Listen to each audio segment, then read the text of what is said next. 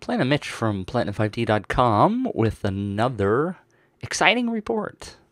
Today, I'm going to show you something that came from Twitter. A question came in on Twitter the other day about the new 5D Mark III and whether or not the recordings have any possibility of skipping in between the file segments. So now you can record up to 29 minutes and 59 seconds. But the 5D Mark III actually creates separate files on the camera or on the CF card or on the SD card. And so somebody asked, well, is there any possibility of it skipping frames? Well, I certainly would hope not, but I thought I'd give it a little test. So I ran a stopwatch on my iPhone, and here you see in Final Cut Pro 10, or some of you people like to say FCPX, which I think is crazy. But that's a whole nother story. And I have two clips. I recorded until the camera stopped, but I ended up with two clips. And so, surprisingly, and I was recording on the IPB setting for the compression as opposed to all I, because I didn't want to take up that much space on the card. It's just a choice. I made a choice, okay? Is that all right? I made a choice. So it ended up with two clips, and you notice this is the first clip, and you notice the first clip went actually fairly long. Went almost out here to 18 minutes. Let me just go ahead and play it. So there's some music that I was playing while I was goofing off. So you can hear that. I thought maybe it would be really cool to have some audio, so maybe we could tell if there was an audio problem between the two files. And so I got 18 sort of minutes. It says 18:05.6. Now, obviously, there's only tenths of a second being recorded here with the iPhone and not individual, like 24. It doesn't do decimal 24 for each frame of a 24 frames per second video. But anyway, so let's put these two down on the timeline and see what happens. You will also note, let me make the timeline much smaller so I can fit these on here. No, I want the whole thing. Give me the whole thing. Just slide them right there together. So you'll note that it starts at 0. Start recording. Start timer. So there was about 2 seconds in between starting the timer and between me starting the recording and actually starting the timer on the iPhone. And it goes along and goes along and goes along. So let's skip down here. Now, am I actually going to be able to prove that there is no skip? I don't know. Let's just see what happens. Let me just blow this up a little bit so we can see more detail. And we'll just listen.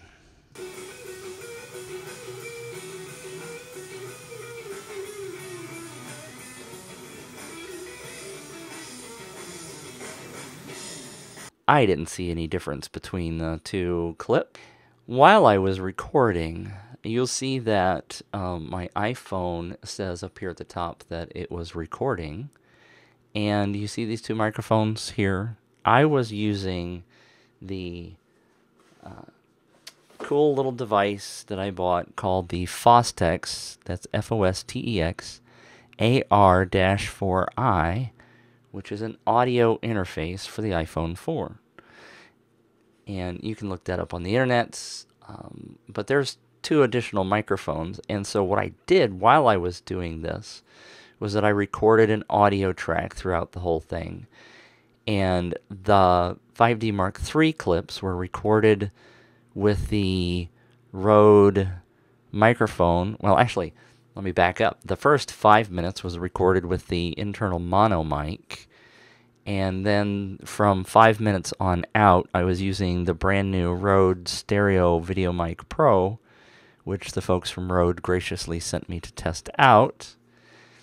And then I wanted to take the audio from the iPhone and to sync it with the two clips. And so that's what this guy is right here, is the audio only from the iPhone. Okay, I synchronized the files, and I ended up with these two synchronized resulting clips. And after some analysis, the synchronization didn't work, okay? So I'm just going to bail out on that whole idea. And what I've done here is I've taken the audio file and I've taken it down and put it in the timeline with the two clips, and you can see based on this zoomed in, pretty far zoomed in clip, that I've got them fairly well matched up in terms of these little blips. Let me play a little segment so you can see. So there's those three little taps. And they look like, if you drag the timeline thing over here, if I grab that one, they're just about as close as I can get it to being identically synced. Alright, all of that being that I want to get down here to the point where the two clips come together.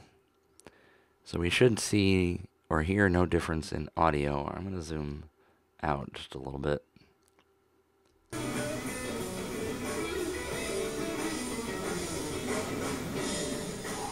I certainly can't hear any difference between those two.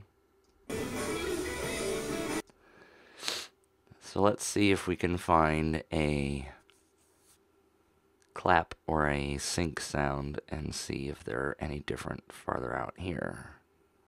Okay, so here's a section where I was tapping on the drum or something on a table. And if you look at the peaks, they look pretty much to me like they line up identically on the sound clips. And so I'm going to assume, unless somebody wants to do a much more detailed analysis, that there are no frames dropped when you do a merged clip, or when you get multiple clips in a longer than normal recording, up to 29 minutes and 59 seconds. Oh, by the way, you want to see the end of this? I don't think I showed you this, but let me zoom in a little here, scroll out to the end, and play this for you. And I were watching for the end of this. Exciting. Isn't this exciting? Okay, there you go. Alright. Movie recording has stopped automatically. A warning appears on the screen. Wasn't that fun? Alright, so you notice that because I didn't exactly start everything exactly on time, the stopwatch excuse me, was started after I started the recording on the 5D Mark III. So it didn't exactly get to 29:59, but that's because Mitch didn't exactly start them at exactly the same time. But okay, so you get to 29:59 on the 5D Mark III.